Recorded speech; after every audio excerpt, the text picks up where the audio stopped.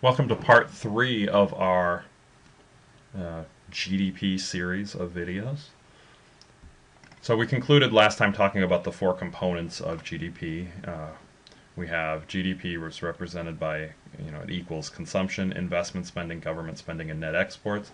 And this is the US GDP in 2012. About 15.6 billion approximately, 71% from consumption, 13 from investment, 19.5 from government spending, and net exports is actually a little bit negative. And then this is worked out to a per capita basis.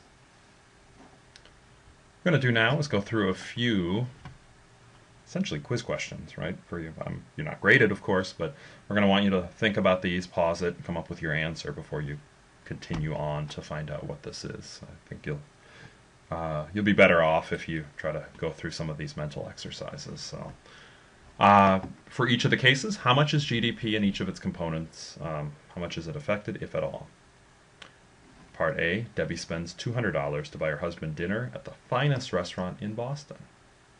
B, Sarah spends $1,800 on a new laptop to use in her publishing business. The laptop was built in China.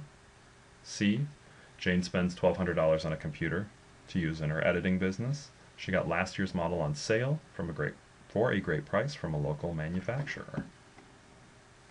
So, there's a D here too.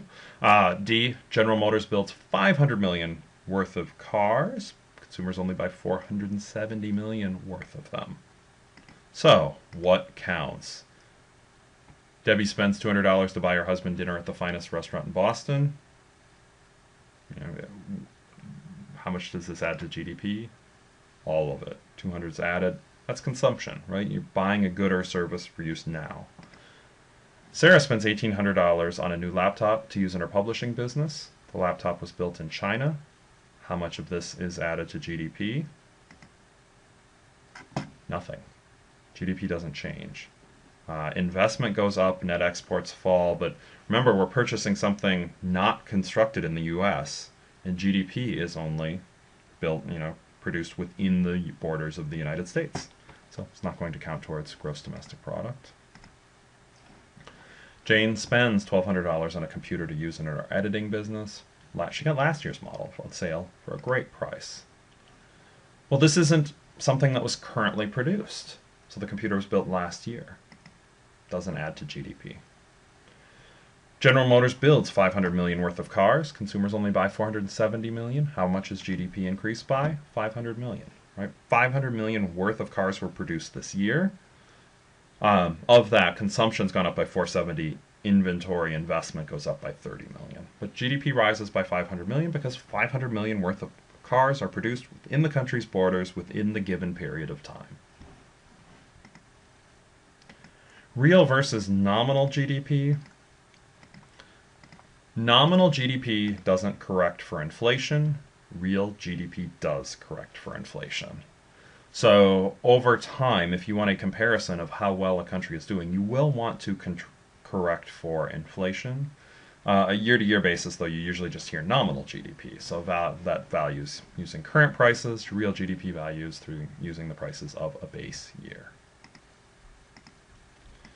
So going through an example, the inflation examples will help on these as well, but GDP in a current year, you would take the quantity consumed times the price of the current year.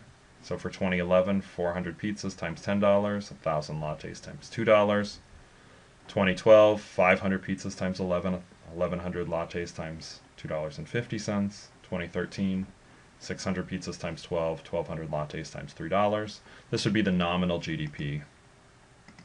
We notice these really large increases, but if we go to real GDP, we always use the current prices, right? We keep the prices constant because there's been some inflation effect which has been causing some of this increase we saw in nominal GDP. Some of that's driven by the price changes. Once we get the price changes out of there, GDP's still been going up, right? We're still producing more, but we're keeping the prices constant. So the increase doesn't look quite as dramatic. If you use nominal GDP instead of real GDP, the increases in GDP will look more dramatic. If you use real GDP, it looks less dramatic, right? That should make sense because as long as you had inflation, nominal GDP will be capturing both the increase in production and the increase in prices in the same measurement. So GDP, and the reason we've spent so much time on this is really one of the main indicators of the standard of living that's used.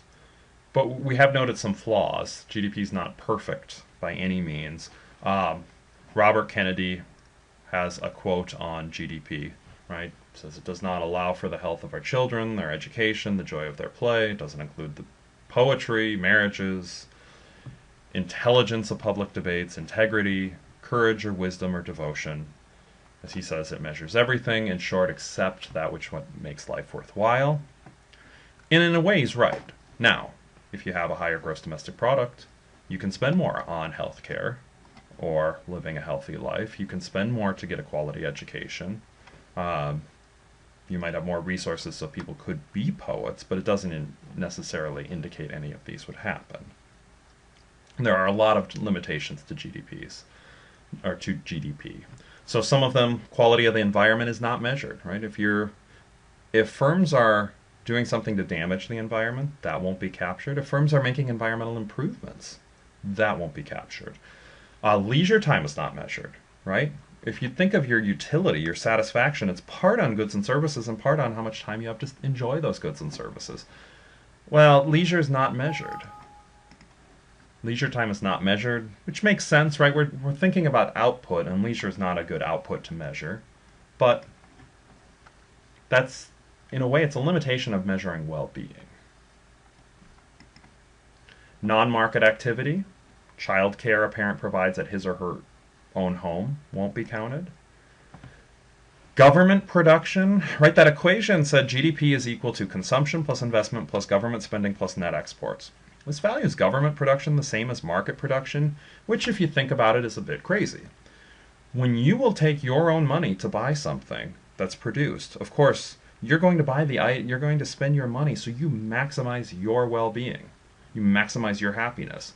Is the government spending going to be doing the same? Of course not. It can't. It just doesn't have that same construct of efficiency. Now, some government officials will think that they are spending that money to maximize the benefit of the government, but a lot of people will disagree with that. And I'm certain if you took 100 people and said, here's how a state spent their money, given this budget, this is how they spent it. Do you completely agree with that? I bet nobody would say yes.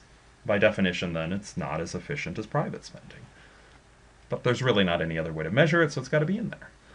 Bads are counted. If there's anything that is produced that's really not good for the economy, but bad for the economy, that is counted because it's something produced within the country within a given period of time. So there's a lot of limitations to GDP. There's a lot of issues. The only market activity, all of this stuff we've covered. So questions then, why do we care? Well, GDP is highly correlated with well-being. While it may not be perfect, it's a reasonably good measure. If you have more, you can get better schools, you can get a cleaner environment, you can have more health care. Let's look at some graphs that show GDP and life expectancy. Certainly a correlation. More GDP, higher life expectancy. More GDP, the higher the GDP, the more literate countries are. Higher the GDP, the more people use the internet. Right? This is 3 graphs, but you could have a whole host of them. So GDP, it's not perfect. It measures a country's total income and expenditures. It's not a perfect measure, but it's a really good one.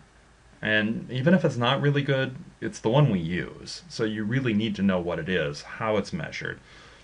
But it's useful to just know in depth what we're talking about on this. That's why we spent a lot of time just on gross domestic product in this class, is to know why it's good, but also some of the drawbacks for it.